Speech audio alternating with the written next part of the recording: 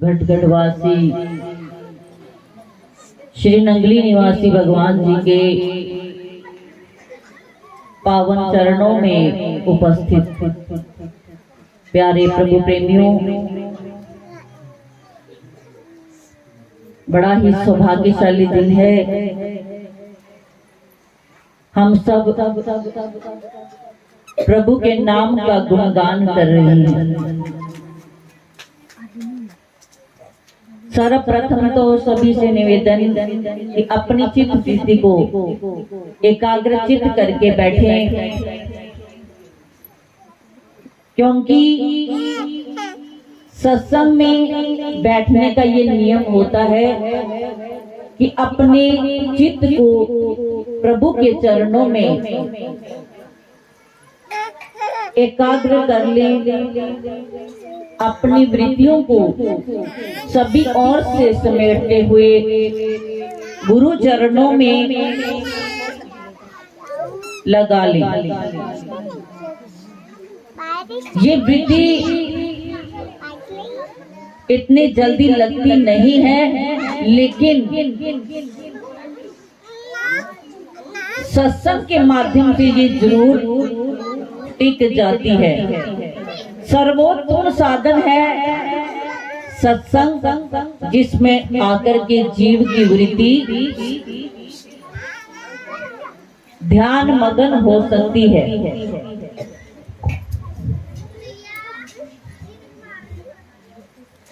हमें ये ज्ञान है, सबको पता है कि इंद्रदेव भी लगातार कृपा कर रहे हैं, तो उस वजह से थोड़ी व्यवस्था हिल जाती है, लेकिन फिर भी बड़ी सुंदर व्यवस्था इस परिवार ने की है।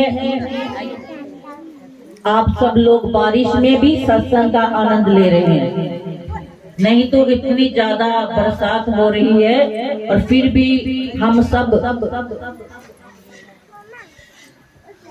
बैठे हैं, हाजिरी लगा रहे हैं, तो ये मालिक की कृपा है, नहीं तो व्यवस्था खराब भी हो सकती है। लेकिन ये हमारे गुरुदेव की अपार रहमत है, अपार कृपा है कि इस मूसलाधार बारिश में भी हम सब उस प्रभु के नाम का गुणानुवाद कर रहे हैं।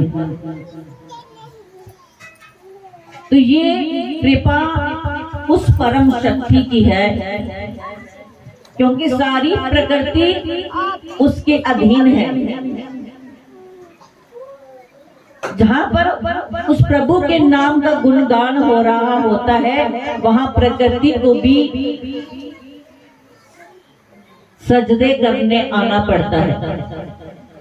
तो ये उस प्रकृति का सजदा ही है गुरु महाराज जी के चरणों में, कि वो भी अपनी हाजिरी लगा रहे हैं। तो संत महान पुरुषों की उपमा तो कोई गायन कर नहीं सकता, क्योंकि श्री रामचरितमानस में भी लिखा है गोस्वामी तुलसीदास जी ने, विधि हरिहर कवि गोविंद बानी, कहत साधु महिमा सकुचानी। कि विधि हरिहर, विधि ब्रह्मा, हरि विष्णु और हर महादेव, कवि गोविंद वाणी, और कवि जितने भी श्रेष्ठ कवि हुए हैं, जितने भी ज्ञानी पंडित अगर चाहे कि साधु की महिमा को लिखना, तो वो भी लिखने में असमर्थ है। ऐसी संतों की महिमा है कि ब्रह्मा विष्णु महेश भी और बड़े बड़े कवि, बड़े बड़े विद्वान भी उनकी महिमा का गायन नहीं कर सकते। तो ये खुद गोस्वामी तुलसीदास जी ने फरमाया है, जिन्होंने कल से ही हम श्री रामचरितमानस जी का पावन पाठ सुन रहे हैं, हमने इस परिवार ने अपने ग्रह में रखा है। तो ये रामायण का ग्रंथ गोस्वामी तुलसीदास जी ने रचा है। आप सबको ये ज्ञान होना चाहिए और आप सबको भी अपने घर में श्री रामचरितमानस का पावन पाठ करना चाहिए और उसमें हमें सब कुछ प्राप्त होगा, जीवन जीने की कला प्राप्त होगी। अपने जीवन को सार्थक करने का, अपने समय को सदुपयोग करने के हमें बहुत सारे साधन इसमें मिल जाएंगे। तो सर्वोत्तम साधन तो यही है कि जो गुरु महाराज जी ने हमें श्वासें दी हैं, उन श्वासों को कैसे शब्द के साथ जोड़े, कैसे सिमरन के साथ जोड़े। और ये सिमरन में तब लग सकता है जब इसके अंदर वो लालसा पैदा होगी। देखिए, किसी भी चीज का मजा तब आता है जब उस भूख अंदर से पैदा होती है, उतना ही आनंद आता है। जैसे कोई गरीब होता है तो क्या होता है, उसको रोटी पानी नहीं मिलता तो बहुत दिन भूखे रह करके अगर उसे थोड़े दिन बाद कोई स्वादिष्ट भोजन मिल जाए, कोई दया करके उनको खाना पीना दे दे, तो फिर उस समय एहसास उसको होता है, क्योंकि उसने तो कभी ऐसा व्यंजन ग्रहण नहीं किया होता। तो उसको इतना आनंद आता है उस खाने का, उसे ऐसा लगता है कि जैसे तीनों लोगों की उसे खुशी प्राप्त होगी। क्यों? क्योंकि ऐसा तो उसको पहले कभी मिला नहीं। और जो रोज ही अच्छे अच्छे व्यंजन खाते हैं उनको वो आनंद नहीं है। जिनको रोज भर पेट भोजन मिलता है तो वो नखरे करते हैं, उनके नखरे अलग होते हैं, उन्हें उस चीज का एहसास नहीं, क्योंकि वो उनको प्राप्त है, वो उनको मिली हुई है, इसलिए उनको कोई भी एहसास नहीं।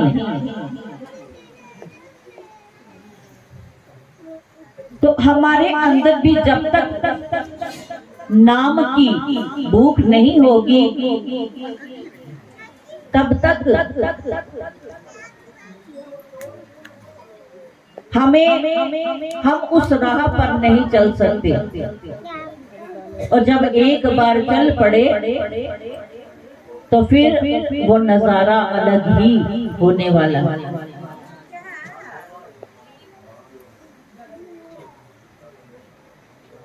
तो समय की कदर को करते हुए, ये समय प्रभु ने बड़ा कीमती दिया हुआ है, बहुत कीमती दिया हुआ है। अगर हम अपने समय का सोचें, जहाँ पिछला जो समय बीत गया, पास्ट बीत गया, तो हम ये पाते हैं कि हमने आज तक कुछ भी नहीं किया, कुछ ऐसा नहीं किया जो सर्वश्रेष्ठ हो। हम अपने आप को वहीं का वहीं पाएंगे, क्योंकि हम क्या करते हैं, जो काम हमें अभी करना चाहिए हम उसको कल पर छोड़ देते हैं कि चलो कल कर लेंगे। जब कल आया तो भी कहते हैं कल कर लेंगे। ऐसे कल कल करके सारा जीवन निकल जाता है और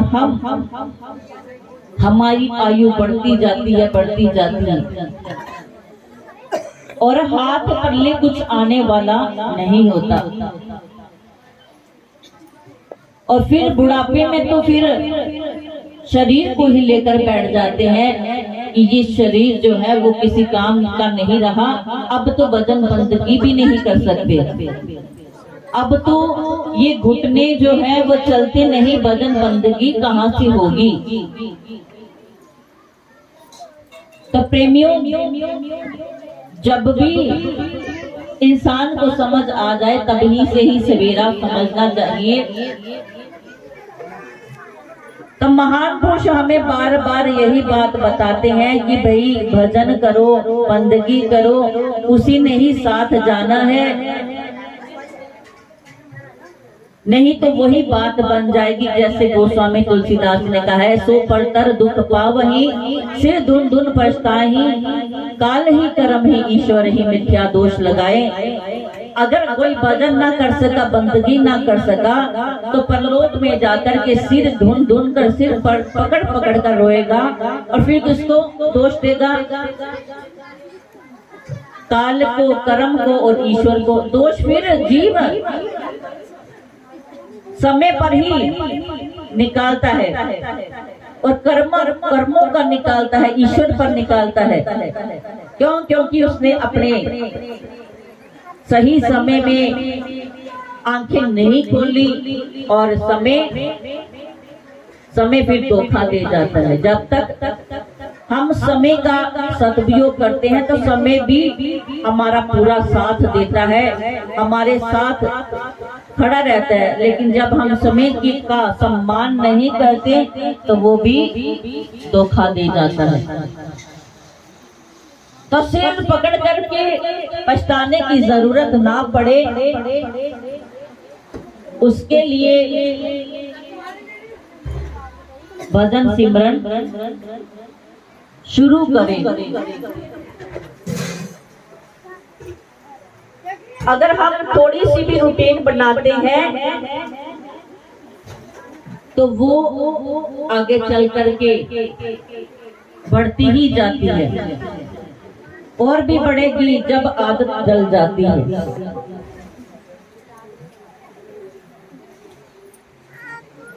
तो आदत इसकी डाल लें ताकि हमारा ये मनुष्य का जन्म सफल हो सके।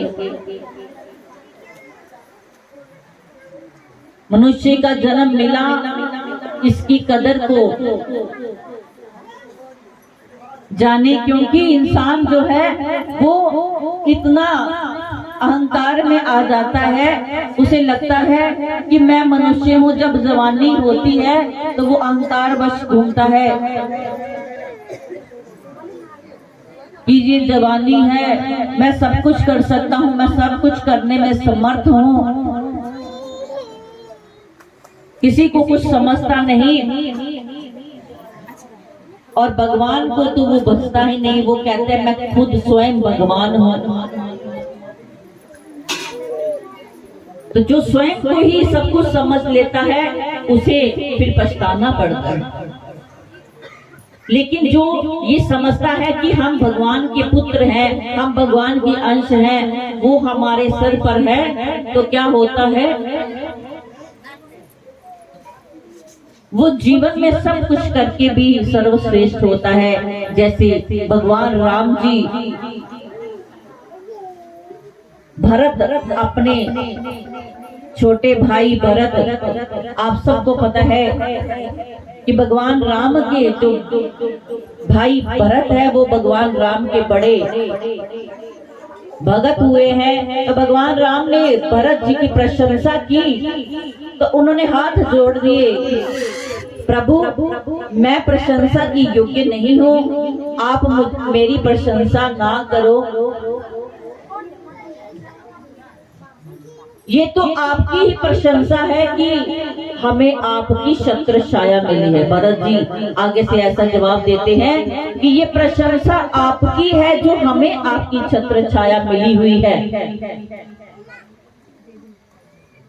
और भगवान राम को वो कहने लगे कि आपका ये स्वभाव है कि आप सभी में गुण देखते हो, इसीलिए तो आपको मुझ में गुण दिखते हैं, तभी आप मेरी प्रशंसा करते हो, क्योंकि ये आपका गुण देखना आपका स्वभाव है।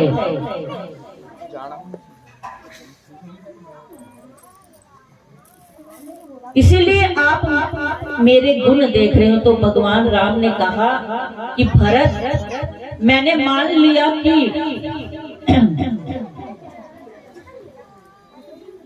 कि मैं किसी के दोष को नहीं देखता, लेकिन मैं गुण तो देख सकता हूँ। इसीलिए मैंने तुम्हारे अंदर गुण देखे हैं। तुम गुणों की खान हो, तुम गुणों के अक्षय कोश हो। तो फिर भरत, क्योंकि भरत इतने निर्माण भाव हैं, इतने नम्र भाव हैं, उन्होंने फिर कहा कि भगवान जैसे कोई तोता होता है वो श्लोक पढ़ने लग जाए, और एक बंदर होता है वो अच्छी सुंदर नाचना लग जाए, डांस करने लग जाए, तो क्या उसमें तोते और बंदर का वो ये काम है? उनकी कोई प्रशंसा है? जहाँ उन्हें पढ़ाने वाले, जहाँ उन्हें नचाने वाले की विशेषता है। तो भगवान राम ने कहा कि उनको पढ़ाने और नचाने वालों की ही प्रशंसा है कि उन्होंने उनको ऐसा सिखाया। तो भरत ने फिर जवाब ये दिया कि उसी प्रकार प्रभु मैं भी उसी तोते और वानर के जैसा हूँ। अपने आप को उन्होंने ऐसा मिलाया कि मैं भी उसी तोते और वानर के समान हूँ, और आप हो जो ये आपकी विशेषता है कि आप नचा रहे हो और पढ़ा रहे हो, ये आपकी विशेषता है। इसीलिए ही मैं अधम हूँ और आप प्रशंसा के योग्य। तो आप ये प्रशंसा जो आपने मेरी की है, मैं आपको ही समर्पित कर रहा हूँ। तो भगवान राम बड़े प्रसन्न हुए और कहने लगे, भरत तुमने तो सारी प्रशंसा मुझे दे दी, वापस दे दी। तो भरत जी ने कहा कि मैं प्रशंसा को पचा नहीं सकता, ये तो आपका ही काम है। प्रशंसा को हजम करना बहुत बड़ी बात होती है। आज कली काल में अगर हम किसी की प्रशंसा करते तो वो कितना उसका सीना चौड़ा हो जाता है, वो अहंकार में आ जाता है कि ये सब मैं ही कर रहा हूँ, क्योंकि वो प्रशंसा पचती नहीं है। लेकिन भरत ने कहा, भगवान ये आप ही कर सकते हो। अनादिकाल से आपकी प्रशंसा दुनिया गा रही है, स्तुति करी, लेकिन आपके अंदर कभी भी अहंकार रति बन नहीं आया। तो हम जैसे जीव अगर हमारी प्रशंसा करोगे तो हम अहंकार से भूल जाएंगे। तो इस उदाहरण के माध्यम से ये जो दृश्य भगवान राम और भरत के बीच में ऐसा संवाद हुआ, ये हम जैसे जीवों को ये समझाता है कि जब हमारी कोई बड़ाई करता है तो ये समझो कि ये मेरे उस प्रभु की कृपा है, ये उसकी ताकत है। तो निंदा भी अगर हमारे पास निंदा भी है तो निंदा को भी ऐसे गांठ बांध लो कि इसको भी हम प्रशंसा में तब्दील करके अपने प्रभु के चरणों में समर्पित कर दें। लेकिन निंदा से घबरा जाते हैं और प्रशंसा से हम भूल जाते हैं। और ये इन दोनों में को समभाव में रखना, ये हमें भजन प्रभु का ध्यान, क्योंकि भरत जो हमेशा भगवान राम के ध्यान में रहते थे, उनका ही गुणगान करते थे, उनका भजन करते थे, इसीलिए उनके हृदय में ऐसी भावना थी।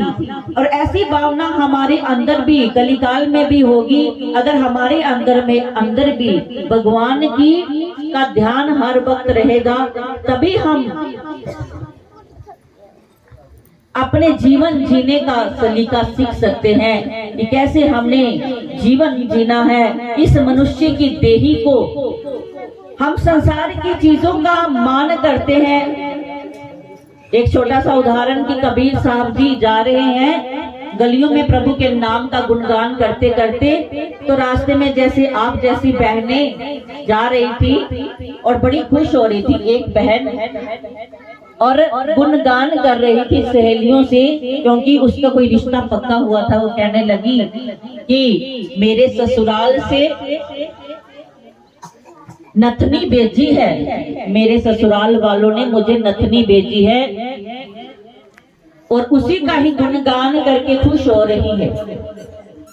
और कबीर जी उनके पास से होते हुए निकल रहे हैं और कहने लगे, नथनी दी यार ने चिंतन बारंबार, और नाक दिया करतार ने सो दियो विसार। कहने का अभिप्राय कि नथनी पति ने भेजी है तो उसका चिंतन, उसका जो गुणगान हो बारंबार हो रहा है, लेकिन नथनी जिसमें डालनी है, नाक जो हमारे प्रभु ने करतार ने दी है, उसको करतार को विसार दिया, भगवान को बुला दिया और संसारिक लोगों का गुणगान किया। तो ये महान पुरुषों का कहना ये है कि जिस प्रभु ने हमें ये सुंदर शरीर दिया है, अगर हम इसे भुला देंगे तो क्या होगा, हम विश्व में पड़े रहेंगे, अपने जीवन को सार्थक नहीं कर सकते। तो सार्थक तभी हो सकता है जब हम ये सोचें कि ये शरीर सुंदर उस प्रभु ने एक देन दी है, इससे हम हरि का भजन करें, हम विषय विकारों से दूर रहें, हम बंदगी में अपने समय को लगाएं, जिससे कि हमारा ये मनुष्य का जन्म सफल हो सके। प्रेमियों, तो अधिक ना कहते हुए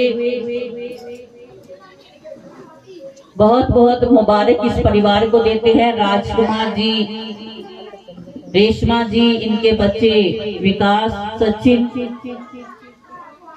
जिन्होंने ये कार्य आज अपने घर में रचाया है। गुरु महाराज जी का सुंदर दरबार लगा करके श्री रामचरितमानस जी का पाठ करवाया है, अपने घर की शुद्धता की है। तो गुरु महाराज जी से प्रार्थना करते हैं ये पूरा परिवार ऐसे ही गुरु चरणों से जुड़ करके अपने जीवन को ऐसी दिशा दे जिसमें हमेशा उन प्रभु का ही गुणगान हो। जो भी ये कार्य करें तो ये समझें कि ये हमारे गुरु महाराज जी की कृपा है, हम कुछ नहीं है, बस वो करने कराने वाले खुद हैं। तो बड़ा ही सुंदर इन्होंने ये कार्य रचाया है। बहुत बहुत आशीर्वाद, बहुत बहुत बधाई इस पूरे परिवार को। गुरु महाराज जी इनको अपने चरणों का प्रेम दे और रहमत की बरसात हमेशा इनके घर में होती रहे, यही शुभकामना करते हुए पूरे परिवार को बहुत बहुत मुबारक। बोलो सच्चिदानंद भगवान की जय।